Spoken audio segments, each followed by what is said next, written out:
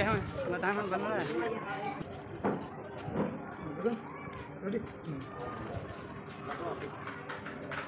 साथियों नमस्कार। देश में लोकसभा चुनाव बिल्कुल करीब है।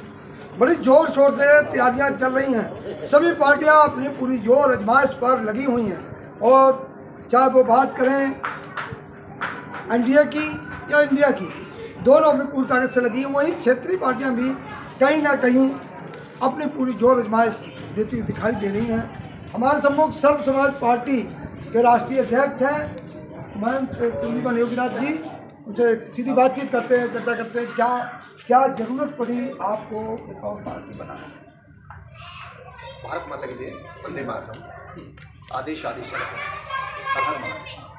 क्या जरूरत पड़ी एक और पार्टी बनाने की? हाँ, देश में पार्टियां लगभग 3000 रजिस्टर्ड हैं। आपने पूछा सरकार मोदी की क्या जरूरत पड़ी पार्टी, तो जो चीज़ जनता को देश में राष्ट्र को चाहिए, जितनी भी पूर्व में शासन में पार्टी रही और जो वर्तमान शासन में भी पार्टी है, वो उन चीज़ों को मेन को नहीं बढ़ा रही। उनका सबसे बड़ा कारण क्या है? और पार्टी बनाने की आपने कहा कि पार्टी क्यों बनाने की, इसके कारण हो जितनी भी पार्टियां हैं जो सत्ता में आ जाती हैं, वो आगे यूथ को मौका नहीं देती, युवा को मौका नहीं देती, और देती हैं तो अपने ही रिलेटिव को कोई मौका देती है, बच्चे को। किसी का मामा है, किसी का भांजा है, किसी का बेटा है, किसी का नाती है, किसी का पोता है, तो दूर की रिश्तेदारियों में से भी निकाल लाते हैं। और देश में जो संसद अब लोकसभा चुनाव आ रहा है, कितनी सीटें हैं? 543। वैसे तो 545 है, दो क्योंकि एंग्लो अंग्रेज आते हैं जो राष्ट्रपति बैठाते हैं वो। तो 543 सीट में ये भी कटु सत्य है राष्ट्र के अंदर, देश के कि ये भिन्न भिन्न समाजों का राष्ट्र है। भले सब सनातन के नीचे है, लेकिन समाज में ये भी बहुत कटु सत्य है कि जाति के नाम पे ही सब चीजें चलती है राजनीति का। भाई जब इतने सारा समाज देश के अंदर रहता है तो 543 ही समाज के लोग लोकसभा में होने चाहिए चुके। और जिनको मौका दे दे साल भर 2 योजना में, 1 योजना में, तो फिर नया चेहरा आना चाहिए। नया चेहरा नहीं आता है। उनका यही कारण है कि वो राष्ट्र के ऊपर थोप देते हैं। कहाँ कमी है नए चेहरों की? हाँ, ये कमी और लंबी लाइन है नए चेहरों की आपके पास। हाँ, अब कारण क्या है? जो जनता, अब आपको लग रहा है सब पार्टियां झगड़ा कर रही हैं, आपस में लड़ाई दिखा रही हैं और बहुत बड़े तरीके से लड़ाई दिखा रहे हैं। जनता को समझती है कि ये कोरा दिमाग है, इस पर जो लिख देंगे वो हो जाएगा, हम झगड़ा दिखा रहे हैं। लेकिन जो मेन चीज जनता को चाहिए इस देश के अंदर, इस देश को जिसे पूर्ण लोकतंत्र माना जाए, जो मेन चीज चाहिए उस चीज पे तो कोई चर्चा ही नहीं करता है। उसका नाम है राइट टू रिकॉल। अब राइट टू रिकॉल आप पूछिए क्या है? राइट टू रिकॉल ये है, जब भी कोई नेता आपके यहाँ चुनाव लड़ने आता है, चाहे पार्षद हो, विधायक हो, एमपी हो या महापौर, जो भी चुनाव होता है आपके यहाँ, तो वो क्या करता है? चुनाव लड़ने से पहले जनता के हाथ जोड़ता है, क्योंकि जन ताकत देती है, जनता के हाथ जोड़ता है। और जन जब उन्हें वोट दे देता है तो जन अपने को ठगा सा महसूस करता है, फिर वो जनता के को गुलाम मानने लगता है, कोई भी नेता। और वो काम करने के लिए तैयार नहीं होता, भ्रष्टाचार में, करप्शन में सब कुछ करेगा, लेकिन जिस जनता ने उसे चुन के भेजा उस जनता का काम नहीं करेगा। तो राइट टू रिकॉल ये है, अगर वो काम सही ना करे तो 1 वर्ष, सवा वर्ष उसका इंतजार करें, और अगर उसका काम सही नहीं है, जनता संतुष्ट नहीं है, तो जनता को वापस बुलाने का अधिकार होता है। उसका नाम है राइट टू रिकॉल, जो विकसित देशों में है। और विकसित देश की तरफ हमारा देश लगातार बढ़ गया है। चलो, विकसित देश की आपने बात करी, लगातार मोदी जी कह रहे हैं कि विकसित 47 तक हो जाएगा। अमित शाह जी ने कई बार कहा है, मोदी जी कह रहे हैं विकसित हो जाएगा। विकसित देश हो चुका है, क्योंकि जिस देश में जीएसटी लागू हो जाता है, जिस देश को राष्ट्र में जीएसटी लग जाता है, तो आप समझ लीजिए वो विकसित हो गया है। हर व्यक्ति आज के डेट में टैक्स दे रहा है। ऐसा नहीं कि हम टैक्स दे रहे हैं, आप नहीं दे रहे। कार्यक्रम में तो हो गया विकसित। हाँ, वो अब नेता को उसमें है ना, जो चला रहे हैं देश को। तो विकसित देश हो चुका है, क्योंकि सब लोग आज टैक्स दे रही है जनता। इतनी बड़ी आबादी देश की है, 150 करोड़ के आसपास आबादी है। 140 करोड़ ये बोल रहे हैं मुझसे, लेकिन आबादी ज़्यादा है। और आप ये देखिए, सब लोग जीएसटी देते हैं, चाहे वो पानी खरीदे, ब्रुश खरीदे, दाल खरीदे, कपड़ा खरीदे, मकान खरीदे, ईंट ले, कुछ भी ले, यहाँ तक कि पूजा की सामग्री भी खरीदे, उसमें भी जीएसटी लगता है। देश के विकास के लिए जीएसटी जाना चाहिए। तो देश के नेताओं को भी जो देश की संसद चुनी हुई है तो उनका भी अधिकार बनता है, माननीय जो सरकार चल रही है, माननीय प्रधानमंत्री हैं या पूर्व में जो रहे, उनका भी अधिकार, उन्हें बोलना चाहिए। देश को 3 चीज चाहिए इस समय, शिक्षा और चिकित्सा देश में हो एक समान और सबको मिले निःशुल्क, और तीसरा मुद्दा जो है राइट टू रिकॉल। ये 3 चीज अगर राष्ट्र के अंदर होती है, देश के अंदर ये 3 चीज होती हैं, तो भ्रष्टाचार करप्शन से राष्ट्र छुटकारा पा जाएगा। सर आपने बात की है मंत्री, तो शिक्षा, स्वास्थ्य, बेरोजगारी पर कोई भी नेता जवाब देने राजी नहीं है। हम हजारों नेताओं से पूछते हैं, कोई भी इस बात में बोल के राजी नहीं, शिक्षा, स्वास्थ्य, बेरोजगारी पर आप क्या करेंगे इस पर? हाँ, इस पे हमने बताया ना, इस पे शिक्षा चिकित्सा पे हमने बताया एक समान हो, सबको देश को निःशुल्क मिले, और राइट टू रिकॉल अगर हमें जनता सर्व समाज पार्टी की सरकार बनाती है, साथ में जुड़ते हैं युवा और सरकार बनती है, तो हमारा सर्वप्रथम जो है नारा है राइट टू रिकॉल बना हम लागू करेंगे राष्ट्र में। इस देश के अंदर राइट टू रिकॉल लागू होगा। नेता के ऊपर, नेता को भी तो डर होना चाहिए कि नेता सही काम नहीं करेगा, करप्शन करेगा, भ्रष्टाचार करेगा, तो नेता को तो डर होना चाहिए। अब इसमें क्या कहेंगे लोग कि आप बाबा जी हर साल चुनाव चाहते हैं, 1.25 साल में चुनाव चाहते हैं, तो जवाब देंगे, देश के बच्चे जवाब देंगे। जब नेता के ऊपर ये लागू हो जाएगा तो चुनाव तो 5 साल में ही होगा, लेकिन वो 5 बार चुना जाएगा, तो घर में खर्चा नहीं पड़ेगा। और भ्रष्टाचार के ऊपर, भ्रष्टाचारियों के ऊपर है, ये बहुत बड़ा तलवार है भ्रष्टाचार। नहीं, उससे खर्चा भी ज्यादा पड़ेगा पब्लिक के ऊपर, खर्चा नहीं पड़ेगा, चुनावी खर्चा, चुनावी खर्चा पड़ेगा ही नहीं उसमें खर्चा, वो 5 साल से पहले उतरेगा ही नहीं, जो काम जनता के करेगा ठीक ठाक। अब तो जनता त्रस्त घूम रही है। सवाल है कि ईवीएम का आंदोलन चल रहा बहुत काफी लंबे समय, सुप्रीम कोर्ट का वकील नहीं है उसमें, इनको कर रहे हैं, उनको रोडों पे जा रहे हैं, लाठियां भी कई जगह पड़ी, उनको तमाम आवाज उठाने पर प्रतिबंध भी, धारा 144 भी लागू हो जाती है। कई बार बहुत सारे आंदोलन ईवीएम लेके चल रहे हैं, और वो कहते हैं कि ईवीएम को हटाने का पूरा संघर्ष जारी है। आप क्या देखते हैं, ईवीएम में बैलेंस पेपर? नहीं, हम देखिए ये सीधा सीधा मामला है। ईवीएम एक मशीन है, बिल्कुल। आप एक फोन का कांटा लाओ इलेक्ट्रॉनिक, तो उसमें भी आदमी कुछ ना कुछ कर सकता है, बहुत हो जाता है, हो सकता है। आप देखिए जो देश और राष्ट्र है, जो विकसित राष्ट्र है, जो ईमानदारी से चुनाव कराते हैं अपने यहाँ, उनके यहाँ बैलेट पेपर से चुनाव होता है।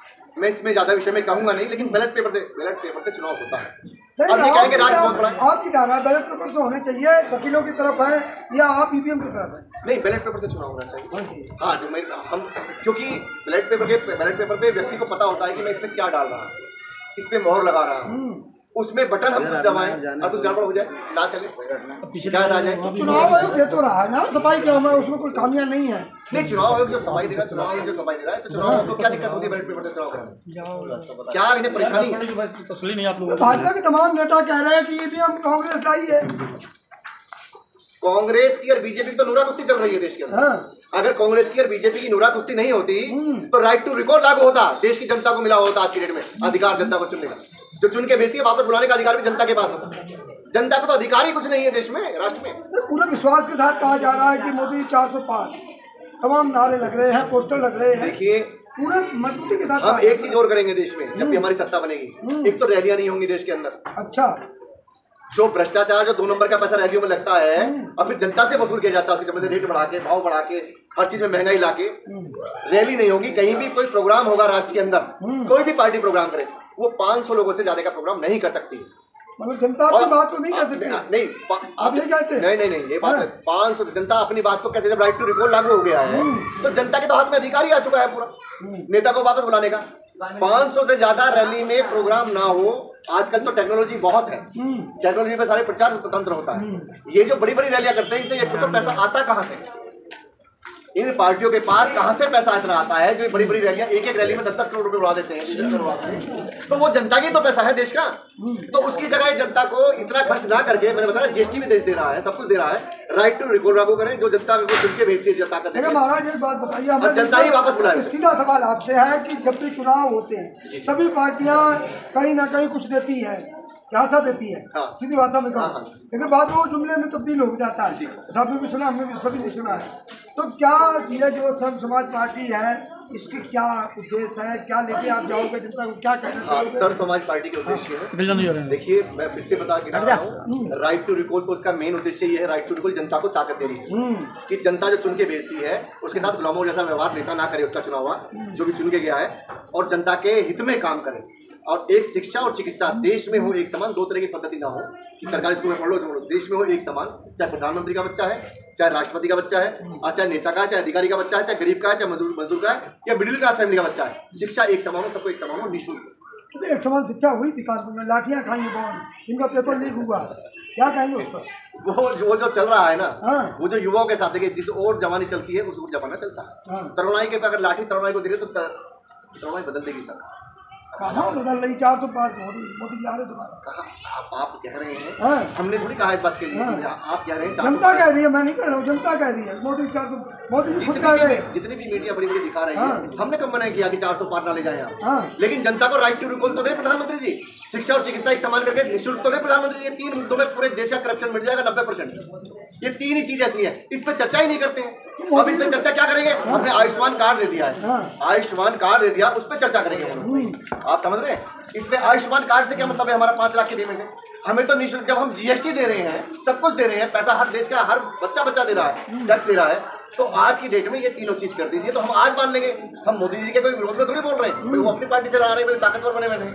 हम अपनी पार्टी को दिल्ली में लड़ाएंगे, सब जगह लड़ाएंगे, देश में जाकर लड़ाएंगे। कितने कैंडिडेट उतारोगे लोकसभा चुनाव में? देखिए हमारे पास जो कैंडिडेट आ रहे हैं, जो आ रहे हैं, जितने भी कैंडिडेट बन रहे हैं दिल्ली में, तो पूर्ण हमारा विश्वास है कि सब सीटों में 7 सीटें दिल्ली में हमारे कैंडिडेट 7 सीटों में।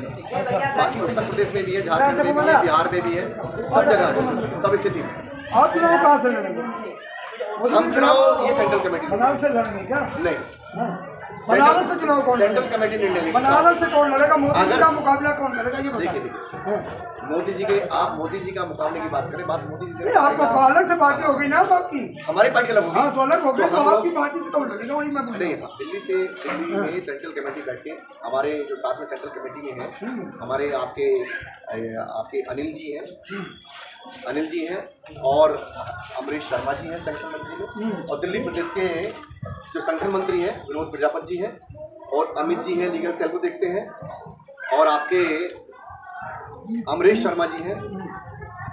सभी लोग हमारे साथ हैं सेंट्रल कमेटी, और अभी आएंगे, बैठ के चर्चा होगी जिस चीज को। सवाल और हमारा, चुनाव के बाद चुनाव से पहले कुछ पार्टियां बनती हैं, चुनाव के बाद विलय हो जाती हैं।